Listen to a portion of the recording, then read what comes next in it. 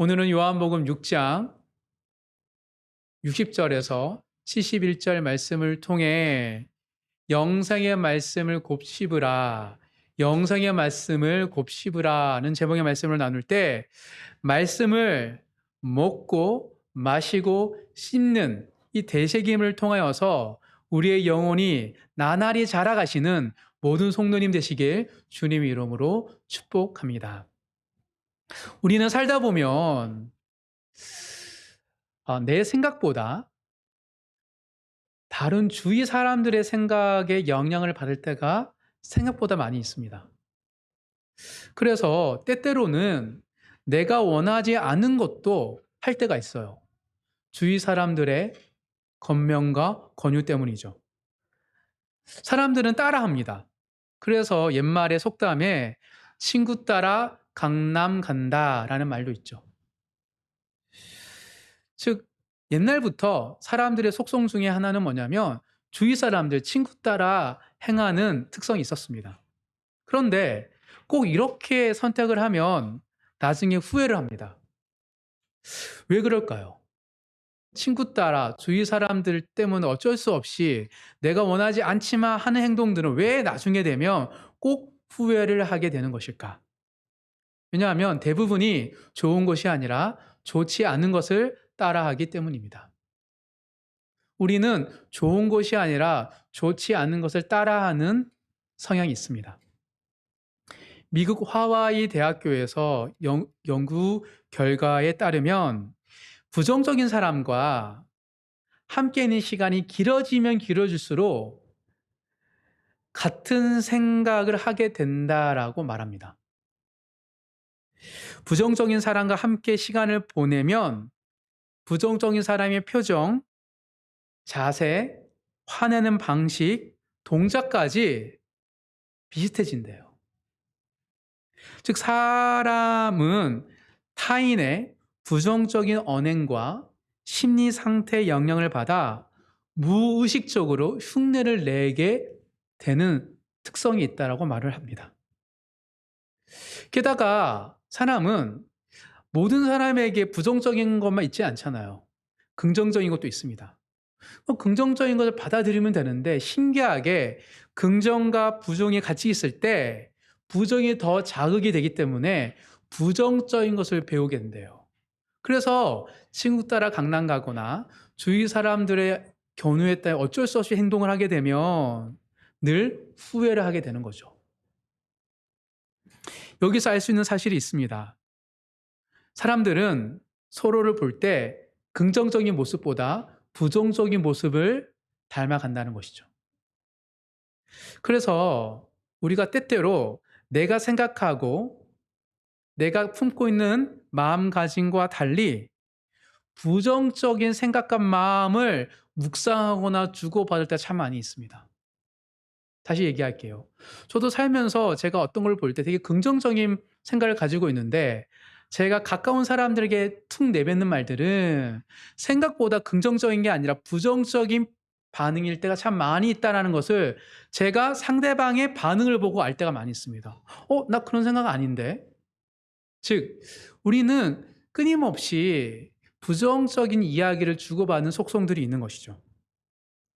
그래서 다수의 사람들이 노를 할 때 나 혼자만 예스를 하는 것은 정말 쉽지 않습니다. 왜냐하면 나의 생각이 틀렸나? 내가 잘못 본 건가? 나는 분명 빨간색으로 봤는데 다른 모든 사람들이 파란색이라면 내가 잘못 봤나 보다라고 우리의 생각을 다수의 생각에 맞게끔 바꾸기 때문에 모든 사람이 노를 할 때 예스를 하는 것은 정말 쉽지 않은 것이죠. 우리는 바꿉니다. 생각을 자꾸 사람들의 피드백을 보면서. 그래서 기적과 이적을 경험한 제자들도 마찬가지였습니다. 주님을 향한 제자들의 믿음과 신념과 깨달음이 있었거든요. 경험이 있었어요. 그런데 가버나움에 있는 회당에서 대중들의 반응이 부정적이니까 제자들이 그들의 생각을 바꾸고 있습니다. 오늘 본문입니다. 60절, 61절 다 같이 한번 더 읽겠습니다. 시작. 제자 중 여럿이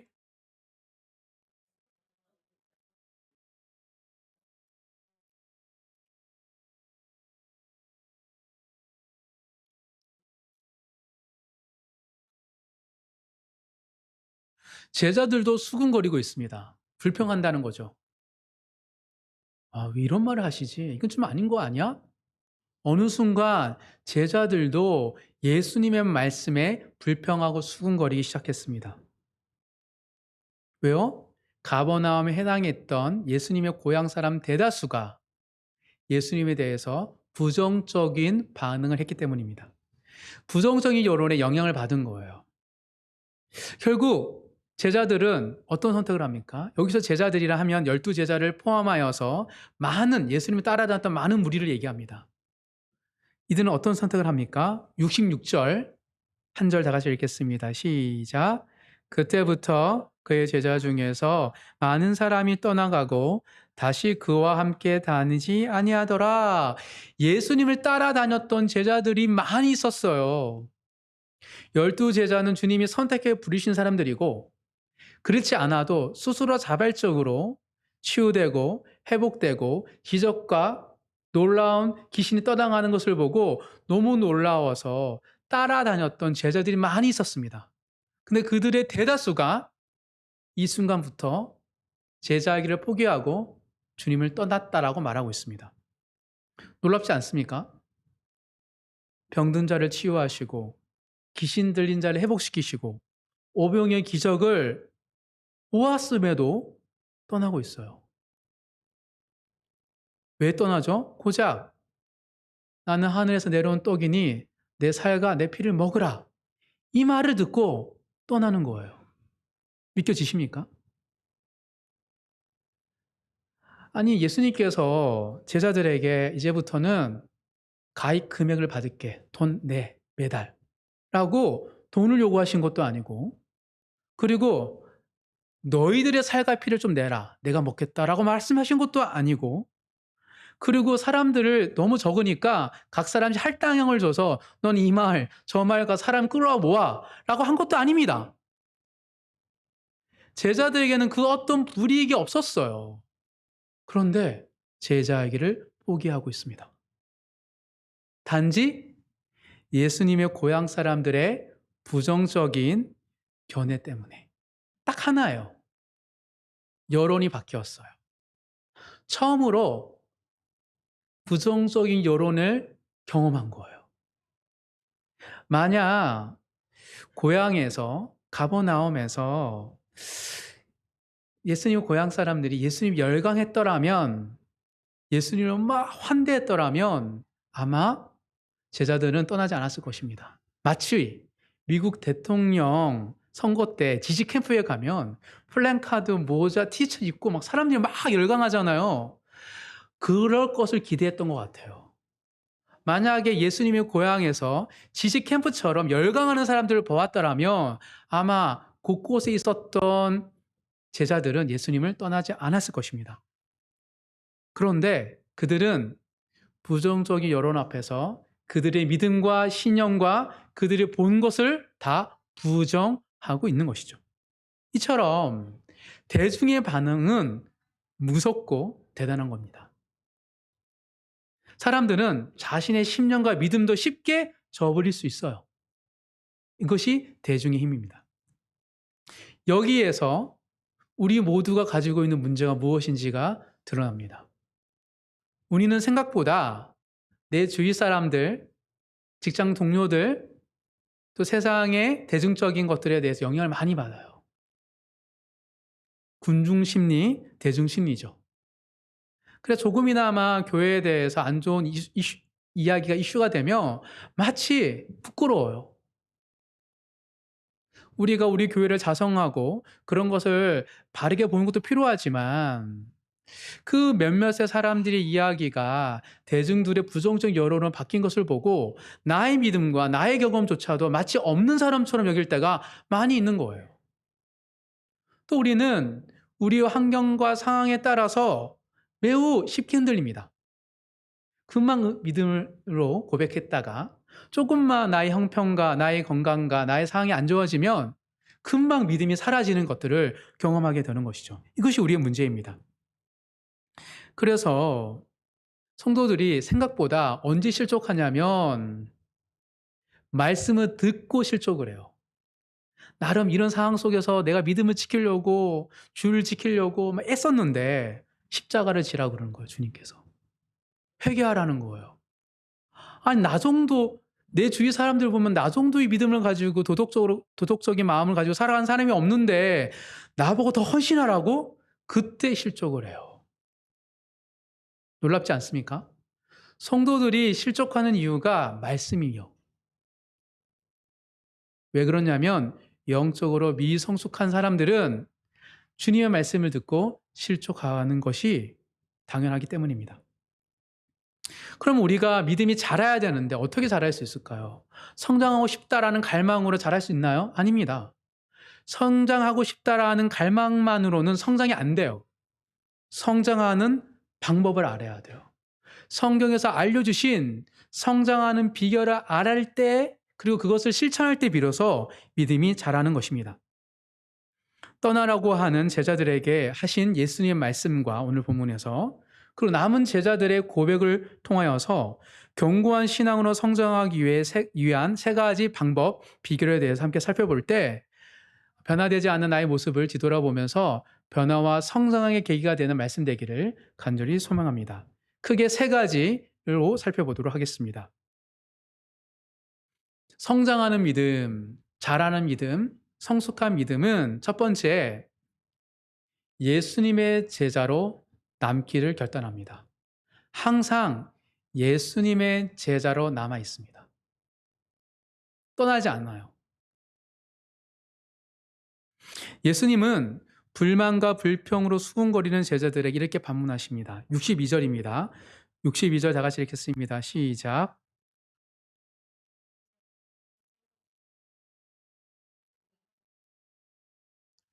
무슨 말입니까? 하늘에서 내려온 떡이다라는 말에 어떻게 예수님 고향 사람들도 부모님부터 가족이 다 여기 있다고 하는데 아무도 안 믿는데 우리 보고 어떻게 하늘에 내려온 사람이라고 이해할 수 있을까요? 차라리 어떤 산에서 계시를 받았다 얘기하면 믿는데 하늘에서 내려왔다고요? 믿을 수 없습니다. 라고 떠나는 그들에게 내가 하늘에서 내려온 것처럼 하늘로 올라가는 것을 본다면 너희는 믿을 수 있겠냐라고 반문하시는 것입니다. 실제로 어떻게 하셨죠? 보여주셨어요. 누구에게? 남은 제자들에게. 끝까지 주님의 제자로 남은 사람들은 예수님께서 하늘로 승천하신 것을 보았습니다. 즉, 이 말은 지금 앞으로 일어날 일에 대해서 미리 알려주신 거예요. 왜 예수님은 예수님의 승천에 대한 사건을 미리 알려주고 있는 것일까?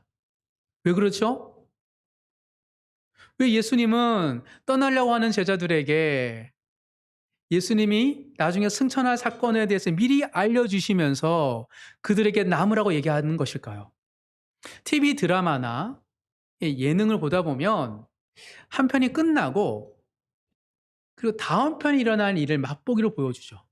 그럼 어떻습니까? 시청자들이 그걸 보고 다음 주 너무 기대하게 되죠. 그래서 애청자로 남기로 결단합니다. 그래, 다음 주 꼭 봐야지. 예수님도 마찬가지입니다. 앞으로 일어날 일, 내가 하늘 올라갈 거야 라는 이야기를 약간 흘리듯 말씀하시면서 제자들로 하여금 기대와 설레임으로 제자로 남기를 바라시는 마음으로 얘기하시는 거예요. 여기서 알 수 있는 사실이 있습니다. 어떤 사실이죠? 주님의 제자로 남기만 한다면 주님이 승천하는 걸 볼 수 있습니다. 이것이 제자로 부르신 하나님의 주님의 부르심의 가장 중요한 핵심입니다. 그냥 제자로 있기만 하면 우리는 볼 거예요. 주님의 능력과 주님의 기적을. 이게 제자의 핵심입니다. 제자는 능력 있는 사람에 대해서 능력을 펼치는 사람들이 아니에요. 주님의 제자로 남음으로 말미암아 주님의 기적과 이적을 보는 특권을 가진 사람이 제자인 것이죠. 그래서 주님이 계신 곳, 주님이 부르신 곳에 있기만 하면 됩니다. 주님과 동행만 한다면 우리의 모든 의무는 결국 감탄으로 바뀌는 경험을 할 것이기 때문이죠. 이것이 제자의 부르심입니다. 주님의 제자로 어디 있든지 간에 항상 머물기를 선택하시는 모든 성도님 되시길 간절히 소망합니다. 그렇다면 우리가 제자로 지금 있는 곳에 어떤 삶이든 간에 머물려면 우리는 무엇을 배워야 할까요? 제자로 남기 위해서는 가장 먼저 배워야 할 것은 뭐냐면 먼저 부르신 그곳에 머무는 법을 배워야 합니다. 많은 그리스도인들이 머무는 법을 못 배우는데 자꾸 불안하고 주님과 함께 동행하고 싶고 내 삶은 평안하지 않으니까 안절부절하면서 하나님의 말씀을 탁 따르래요. 어디 가고 싶다. 뭐 알려달라. 근데 주님은 이미 말씀해 주셨어요. 바로 여기. 그래서 주님의 제자로 남는 사람들의 특징은 그 자리에 머물 줄 아는 사람들이에요. 오늘 본문에서도 많은 제자들이 떠나잖아요. 있기만 하면 돼요. 돈을 달라는 것도 아니에요. 헌신을 요구한 것도 아니에요. 그 떠나죠. 주님이 있으라고 얘기해 주신 겁니다. 첫 번째가 머무는 법을 배워야 되고, 그러고 나서는 기다리는 법을 배워야 됩니다. 주님은 항상 머문과 떠남을 통하여서 하나님 나라를 이루시기 때문입니다. 즉, 언제 떠나야 될지를 인내하고 기다리면서 언제 내가 헌신해야 될지, 언제 어떤 말을 해야 될지 분별하기 위해서는 항상 기다릴 줄을 알아야 되는 것이죠. 이처럼 머문과 인내는 나의 시간에서 하나님의 시간으로 들어가는 사람들이 가져야 할 태도입니다. 뭐라고요? 머문과 인내를 가지고 있어야지만이 우리의 시간에서 벗어나 하나님의 시간으로 들어갈 수 있는 것이죠.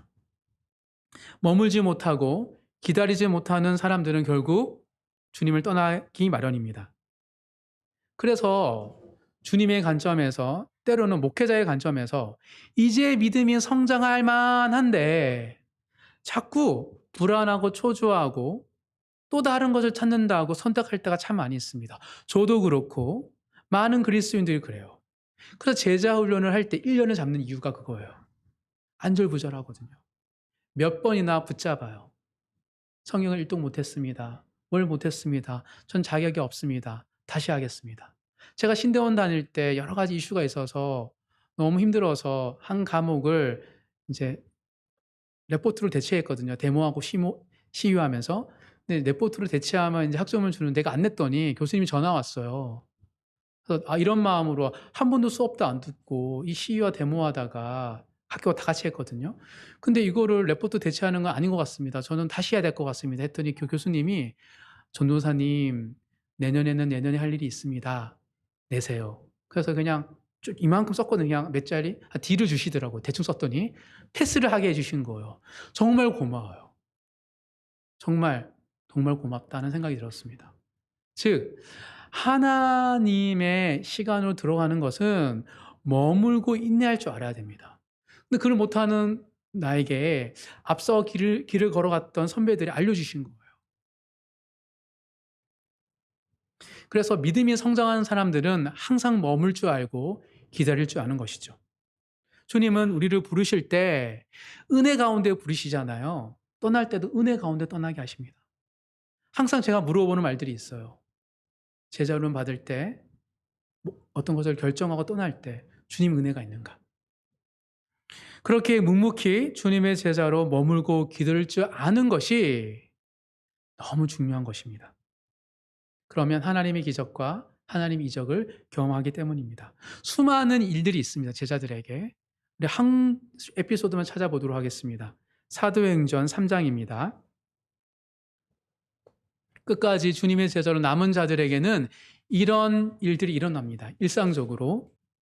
사도행전 3장 6절에서 10절까지 읽어보도록 하겠습니다. 사도행전 3장 6절에서 10절까지 다 같이 읽습니다.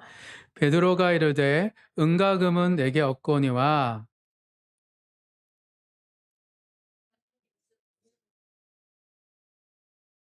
오른손을 잡아 일으키니 발목이 곧 힘을 얻고 뛰어서서 걸으며 그들과 함께 성전으로 들어가면서 걷기도 하고 뛰기도 하며 하나님을 찬송하니 모든 백성이 그 걷는 것과 하나님을 찬송함을 보고 그가 본래 성전 미문에 앉아 구걸하던 사람인 줄 알고 그에게 일어난 일로 인하여 심히 놀랍게 여기며 놀라니라. 이것이 제자로 남은 자들이 경험하는 일상적인 경험입니다. 예수 그리스도 이름으로 안진뱅이가 아무것도 못하던 사람들이 일어나 걷고 뛰며 주님을 찬양하는 것, 그것을 보는 것이 제자의 특권인 것이죠.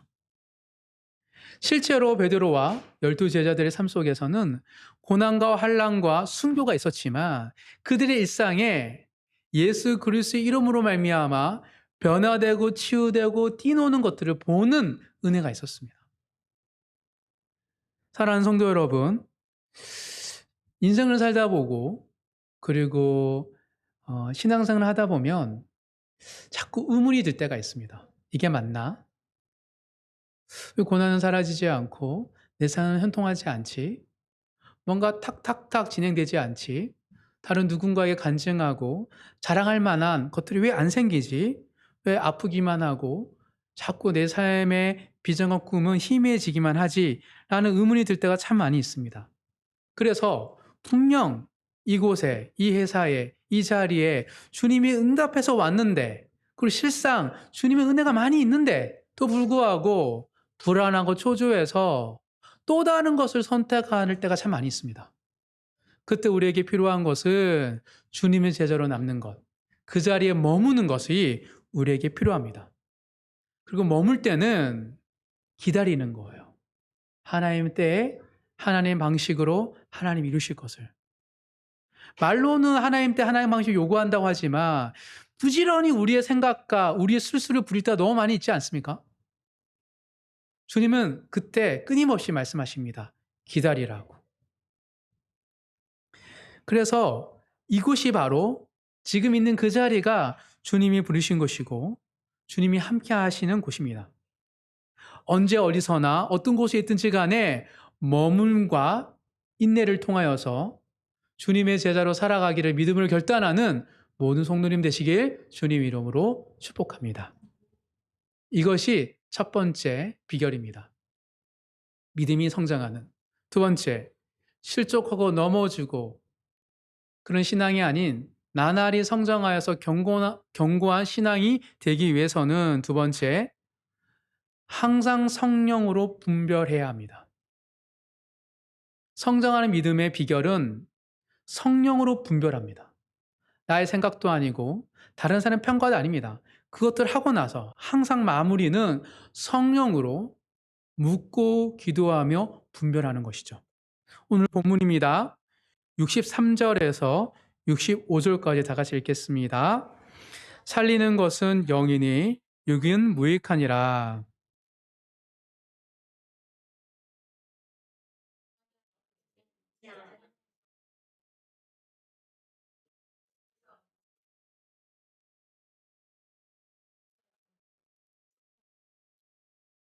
또 이르시되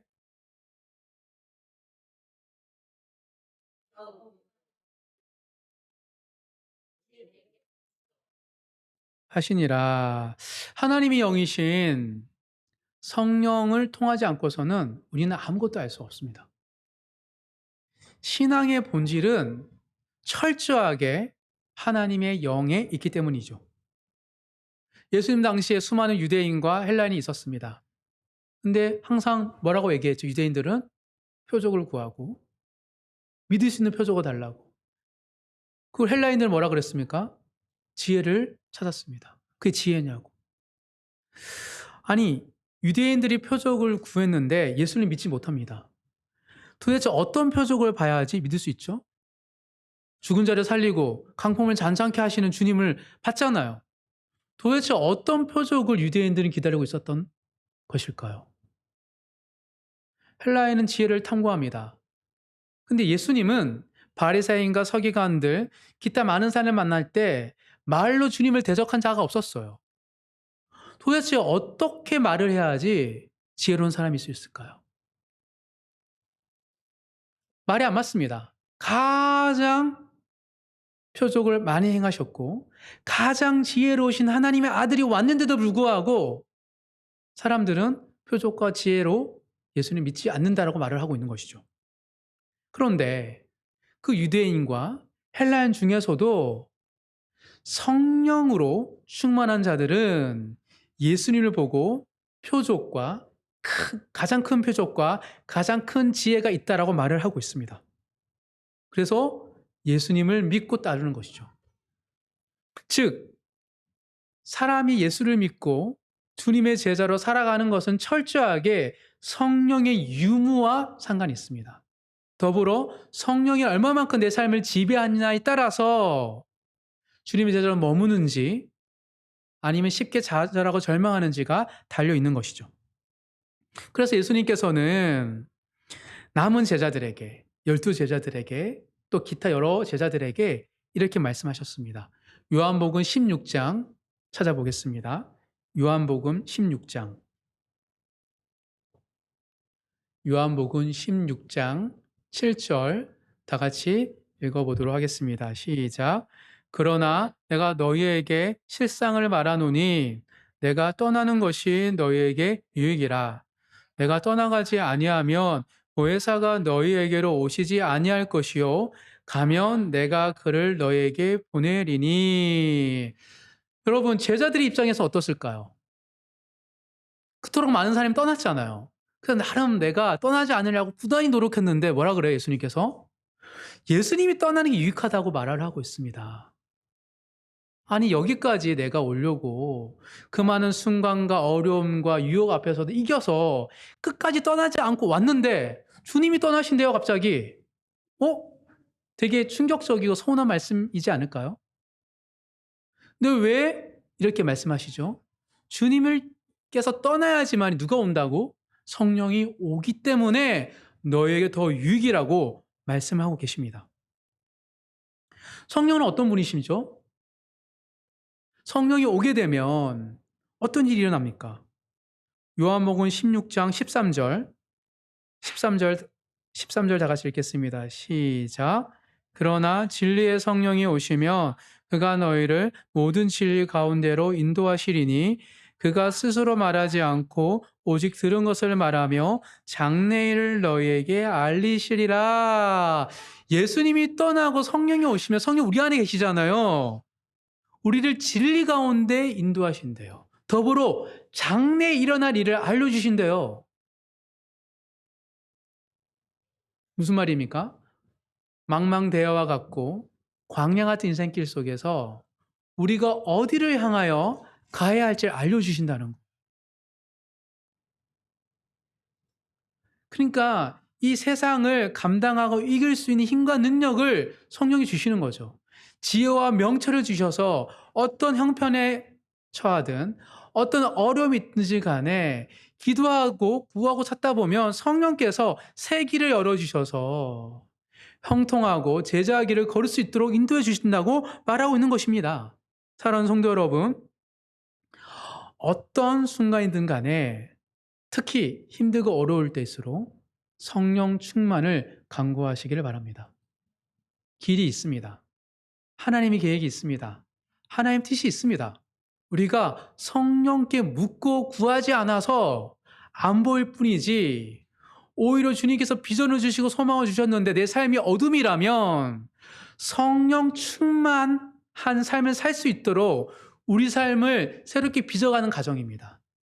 비전을 주셨는데 그 비전을 성취하려면 비전을 감당할 수 있는 사람이 되어야 되잖아요. 그래서 어둠을 주시는 거예요. 어둡지 않은 우리는 또 내 생각대로 내 마음대로 행동하기 때문에. 그래서 어둠 가운데 우리가 찾을 것은 오직 하나밖에 없죠. 성령입니다. 성령을 찾고 구하다 보면 성령이 주시는 분별력을 가지고 내가 어디로 향하여 디뎌야 할지 알려주신 것입니다. 사랑하는 성도 여러분, 내 뜻대로 내 마음대로 내 생대로 살지 않고 늘 성령께 묻고 분별하면서 살아가는 하나님 사람이 되기를 주님의 이름으로 축복합니다. 그래서 히브리서에 보면 이렇게 말을 하고 있습니다. 찾아보도록 하겠습니다. 히브리서 4장입니다.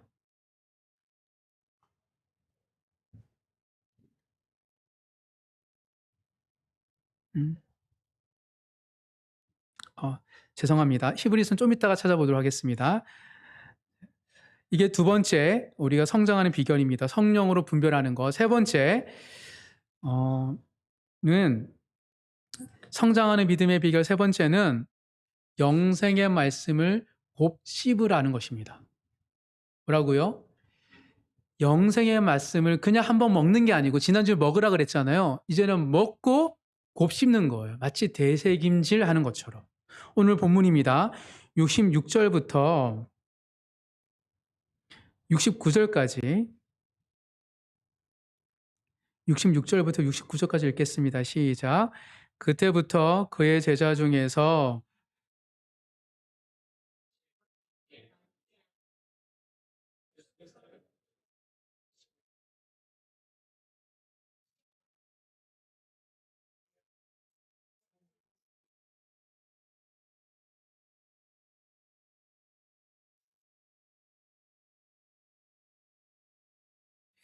참 많은 제자들이 떠나가자 예수님께서 12 제자들에게 묻습니다. 너희도 가려느냐? 그러자 베드로가 멋진 고백을 하죠. 영생의 말씀이 주께 있는데 우리가 어디를 가겠습니까? 그 말씀을 하죠. 그러자 예수님께서는 어떻게 반응해야 되죠? 역시 너는 잘 성장했어. 격려하고 위로를 해줘야 되는데 예수님은 위에 보면 그렇게 말씀하고 계시지 않습니다. 어떻게 말씀하십니까?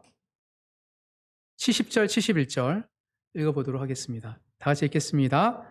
예수께서 대답하시되 내가 너희 12를 택하지 아니하였느냐? 그러나 너희 중에 한 사람 마귀니라 하시니 이 말씀은 가룟 시몬의 아들 유다를 가리키심이라. 그는 12 중에 하나로 예수를 발쳐더라. 아니 떠나지 않은 제자들에게 지금 약간 초치는 말이지 않습니까? 남은 사람들 중에 이간질을 하는 듯한 표현을 하고 있습니다. 왜 그러실까요? 왜 예수님께서는 영생의 말씀이 주님께 있기 때문에 떠나지 않습니다. 라는 그 말에 너희 중에 한 사람은 마귀다. 라는 말을 하셨을까요? 첫 번째, 이 이야기가 어떤 의미가 있는지는 먼저 말씀에 대한 이해가 필요합니다. 하나님의 말씀은 어떤 것이죠? 지금 베드로가 가끔씩 의도하든 의도하지 않든 놀라운 고백을 하거든요. 이게 영생의 말씀이 주께 있다는 말은 놀라운 고백입니다. 왜 그렇죠? 히브리서 4장을 찾아보도록 하겠습니다. 히브리서 4장 12절 13절입니다.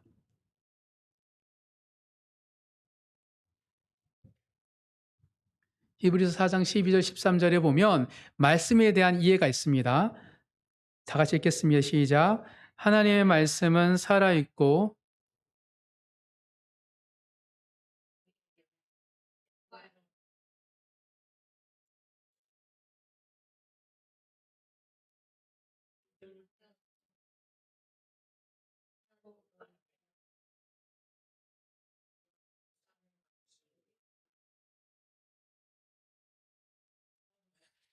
사람이 내부에 장기에 여러 문제가 생기면 의사가 칼을 두고 그 아픈 부위를 도려내는 거죠. 근데 우리의 영혼이 마음이 병들면 어떻게 해야 되죠? 마찬가지로 우리가 상담이든 여러 가지 심리를 통하여서 마음을 들여다보죠. 그런데 우리의 심령과 마음을 변화시키는 것은 오직 말씀만 가능합니다. 다시 말할게요. 하나님의 말씀만이 우리 속사람을 다시 새롭게 빚을 수 있어요. 말씀이 창조의 힘이기 때문입니다. 말씀은 하나님의 말씀이기 때문에 우리의 생각과 마음을 재창조할 수 있는 능력이 있습니다. 그래서 히브리서 기자는 하나님이 우리에게 주신 말씀이 우리의 생각과 마음을 재창조할 수 있는 힘과 능력이 있다라고 말을 하고 있는 거예요. 영생의 말씀이 주께 있습니다라는 고백은 그거예요. 나는 어부였는데 주님의 말씀을 통해 어부가 아니라 사람을 살리는 자가 되었다라는 것을 경험했기 때문입니다. 여전히 주님의 말씀으로 인하여서 강포민 장전하고 귀신이 떠나가고 사람들이 회복되는 걸 경험했기 때문에 주님의 말씀이 세상을 새롭게 한다는 것을 고백하고 있는 거예요. 놀라운 고백이죠. 대다수가 떠났는데 베드로부터 몇 명의 12제자는 떠나지 않습니다. 그럼 어떤 마음을 가지게 될까요? 이런저런 마음을 가지게 될 거죠. 그래서 주님께서 갑자기 너희 중에 한 사람은 마귀다 라고 얘기하고 있습니다. 그럼 왜 마귀라고 얘기했을까를 한번 생각해 보도록 하겠습니다. 여러분, 매기 효과라는 말을 들어본 적 있습니까? 매기 효과. 그 수족관에 청어를 이렇게 넣으면 청어가 이렇게 가다가 죽는데요.